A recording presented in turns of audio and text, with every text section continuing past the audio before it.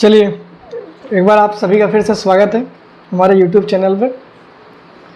देखिए exercise 4.2 class 10th की हो चुकी थी, क्वाड्रेटिक इक्वेशन चैप्टर था। इसके बाद नेक्स्ट जो एक्सरसाइज है वो 4.3 है, उसको हम लोग डिस्कस करेंगे। अब वो जो एक्सरसाइज 4.3 है वो आपकी किस पे डिपेंड है, वो किस चीज़ पे है, उस पर पहले डिस्कस कर लेते हैं। तो चैप्टर नंबर 4 है आपका, ठीक है, क्लास 10th है, NCERT का है, ठीक है। तो अब जो टॉपिक आएगा इसमें, इस एक्सरसाइज में, वो है नेचर ऑफ रूट्स। क्या है? नेचर ऑफ रूट्स, ठीक है। एक्सरसाइज 4.2 में हमने रूट्स के बारे में डिस्कस किया था कि रूट्स और पॉलिनोमियल जीरोस में क्या डिफरेंस होता है। तो रूट्स जो होता है वो इक्वेशन का होता है और वही सेम चीज़ पॉलिनोमियल का क्या कहलाता है? जीरोस कहलाता है, ठीक है। तो बेसिकली रूट्स क्या है? उसके सॉल्यूशन है, उसका हल है, मतलब जो भी इक्वेशन होगी उसका जो भी आंसर होगा, एक्स की वैल्यूज़ होंगी, वही क्या होगा? रूट्स होगा। अब बात आती है कि नेचर ऑफ रूट्स। देखिए रूट्स हो सकता है किसी का पॉसिबल हो और किसी का ना निकले, और निकले भी तो कैसा निकलेगा। इन सब चीज़ों पर डिस्कस करना ही क्या कहलाता है? नेचर ऑफ रूट्स कहलाता है। अब ये जो नेचर ऑफ रूट्स है ये किस पे डिपेंड करता है, पहले हम इस पर डिस्कस करेंगे, ठीक है। तो देखिए जो जनरल इक्वेशन मैंने बताई थी वो क्या बताई थी आपको? ax² + bx + c = 0, ठीक। ये एक जनरल इक्वेशन है क्वाड्रेटिक की, ठीक है। वहाँ पर a b c क्या है? कोफिशिएंट है या कांस्टेंट है, ठीक है। अब यहाँ पर जो x की वैल्यू का फॉर्मूला होता है, ये सीधा चार फॉर्मूला कहते हैं, ये आपका 12th में वेरीफाई भी हो जाता है मैक्सिमम मिनिमम में, ठीक है। अब ये सिर्फ हम फॉर्मूला पढ़ेंगे। तो x की जो वैल्यू होती है सीधा चार फॉर्मूले के द्वारा, वो होती है -b ± √b² - 4ac whole / 2a, ठीक है। अब ये क्वाड्रेटिक इक्वेशन है, इसका मतलब इसके कितने रूट्स होंगे? 2 रूट्स होंगे। तो देखिए यहाँ प्लस और माइनस लिखा हुआ है, ठीक है। एक बार प्लस लेंगे तो एक रूट आएगा, एक बार माइनस लेंगे दूसरा रूट आएगा। आपको पता है a b c क्या है? कांस्टेंट है, आप उनकी वैल्यू यहाँ पुट कर देंगे और x की वैल्यूज निकल आएंगे। अब थोड़ा ध्यान से देखिए कि यहाँ पर एक टर्म आ रहा है स्क्वायर रूट के अंदर, b² - 4ac। अब ये जो चैप्टर की बात हो रही है ये हो रही है रियल रूट की। किसकी बात हो रही है? रियल रूट्स की। तो अगर रियल रूट्स की बात हो रही है तो इसका मतलब स्क्वायर रूट के अंदर जो भी क्वांटिटी है इस पे ही डिपेंड करेगा कि ये इसका नेचर कैसा होगा। तो ये जो अंदर टर्म लिखा हुआ है b² - 4ac, इसे हम कहते हैं डिस्क्रिमिनेंट। क्या कहते हैं? डिस्क्रिमिनेंट। और इसे हम कैपिटल D से दिखाते हैं। तो कैपिटल D का मतलब होता है डिस्क्रिमिनेंट और इसकी वैल्यू होती है b² - 4ac। इसी पे आपका ये पूरा का पूरा एक्सरसाइज बेस है और यही डिफाइन करेगा कि रूट्स का नेचर कैसा होगा। अब देखिए, अब यहाँ पर क्या होती है? 3 केस बनते हैं। पहला केस बनता है कि अगर d की वैल्यू हो गई 0, ठीक, d की वैल्यू क्या हो गई? 0। अब देखिए अगर ये 0 हो गया तो ये पूरा टर्म 0 हो गया, सिर्फ क्या बचेगा? -b/2a। इसका मतलब 2 रूट्स आएंगे और दोनों कैसे होंगे? सेम होंगे। x के कितने रूट्स आएंगे? 2 रूट्स आएंगे, both roots are same, both roots are equal. Roots तो आएंगे, एग्जिस्ट करेंगे, पर दोनों के दोनों रूट्स क्या होंगे? इक्वल होंगे, इसका मतलब सेम होंगे। दूसरी कंडीशन होती है कि अगर डिस्क्रिमिनेंट 0 से बड़ा है, इसका मतलब पॉजिटिव है। तो अगर ये पॉजिटिव वैल्यू है तो स्क्वायर रूट पॉसिबल है, स्क्वायर रूट निकलेगा, कोई वैल्यू आएगी और प्लस माइनस करने पे 2 रूट आएंगे। जब प्लस करेंगे तो अलग आएगा, माइनस करने पे अलग आएगा। इसका मतलब यहाँ पर क्या होगा? डिस्टिंक्ट रूट आएंगे। कैसे आएंगे? Distinct roots. रूट्स तो आएंगे लेकिन दोनों के दोनों अलग होंगे, डिस्टिंक्ट होंगे। तीसरी कंडीशन है कि अगर डिस्क्रिमिनेंट नेगेटिव हो गया, लेस देन 0 हो गया, तो अगर ये नेगेटिव हो गया तो आप देखिए अगर ये नेगेटिव होगा तो स्क्वायर रूट के अंदर नेगेटिव नंबर एग्जिस्ट नहीं करेगा। किसमें? रियल नंबर सॉरी में, ये हम लोग रियल नंबर की बात कर रहे हैं, तो रियल नंबर में ये पॉसिबल नहीं है, तो roots not exist, roots not exist, तो इसमें हम कहेंगे no real root, no real roots. क्यों नो रियल रूट्स? क्योंकि इमेजिनरी वैल्यू हम यहाँ पर एक्सेप्ट नहीं कर रहे हैं, क्योंकि ये जो यहाँ पर बात चल रही है ये किस पे बात चल रही? रियल नंबर पे बात चल रही है, कॉम्प्लेक्स नंबर की बात यहाँ नहीं हो रही, इमेजिनरी नंबर की बात नहीं हो रही है। तो इस तरह से हम नेचर ऑफ रूट किस पे डिपेंड करेगा? डिस्क्रिमिनेंट में, और डिस्क्रिमिनेंट की वैल्यू ही बताएगी कि रूट्स इक्वल हैं या रूट्स अलग अलग हैं, या फिर रूट्स एग्जिस्ट नहीं करेगा, मतलब रियल रूट एग्जिस्ट नहीं करेगा। समझ में आ गई बात?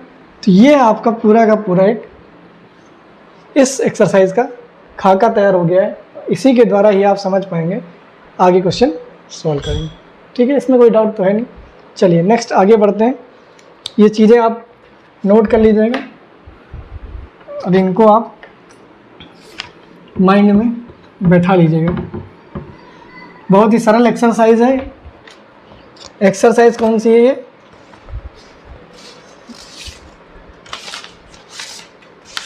एक्सरसाइज 4.3 है।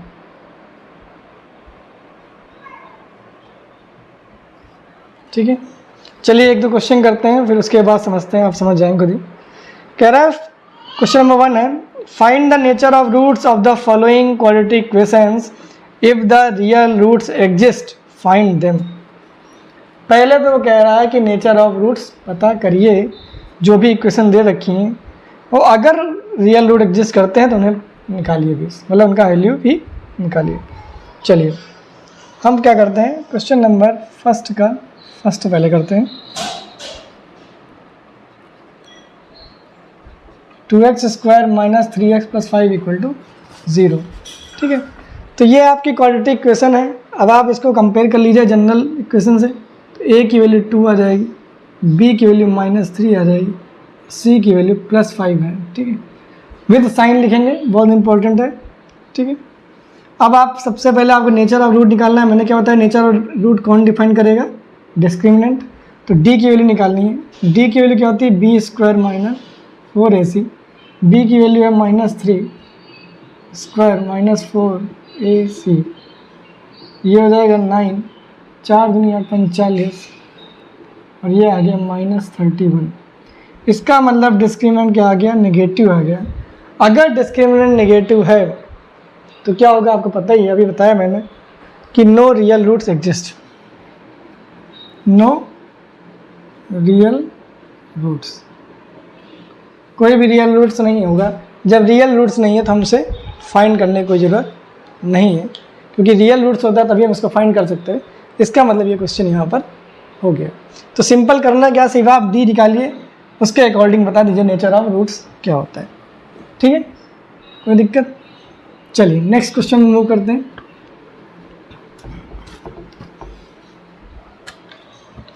नेक्स्ट क्वेश्चन आपका है, फर्स्ट का मैं सेकंड भी बता देता हूँ एक बार। सेकंड पार्ट है 3x square minus 4√3x plus 4 is equal to 0। ये भी आपके क्वाड्रेटिक इक्वेशन है। अब आप यहाँ पर ABC लिख लीजिए। ठीक है, a की वैल्यू 3, b की वैल्यू -4√3, c की वैल्यू 4। अब आप डिस्क्रिमिनेंट निकाल लीजिए, क्योंकि नेचर ऑफ रूट्स बताना है आपको। तो b square minus 4ac, b square की वैल्यू कितनी है? -4√3 का स्क्वायर, 4ac। अब आप इसका स्क्वायर करेंगे तो 4 का स्क्वायर 16 हो जाएगा, 16 हो जाएगा, और √3 का 3 आ जाएगा, तो 16 3 48 आ जाएगा ये। ठीक है, 4 3 12 4 48, देखिए 48 - 48 0 हो गया। इसका मतलब d की वैल्यू 0 आ गई। इसका मतलब रूट्स एग्जिस्ट करेगा, रियल रूट्स एग्जिस्ट करेगा, पर दोनों इक्वल होंगे, और वो रूट्स क्या होंगे? x इक्वल टू मैंने बताया था -b/2a, तो -b/2a, b की वैल्यू रख देंगे -4√3/2, a की वैल्यू 3, ठीक है, माइनस माइनस क्या हो जाएगा 4√3/6 कर देंगे, इसको काट देंगे तो यह आ जाएगा 2√3/3। यही आपके दो रूट्स होंगे। ठीक है, तो आंसर क्या आएगा 2√3/3, 2√3/3। दो रूट्स होंगे और दोनों इक्वल होंगे। इक्वल किस लिए होंगे? क्योंकि डिस्क्रिमिनेंट क्या आ गया, 0 आ गया है, तो सिर्फ -b/2 ही आपका आंसर दे देगा। ठीक है, बहुत ही सिंपल क्वेश्चन है, बढ़िया क्वेश्चन है, समझ में आ गया होगा आपको। अब आपके मन से डाउट निकल गया होगा कैसे करना है। ठीक है, चलिए नेक्स्ट मूव करते हैं।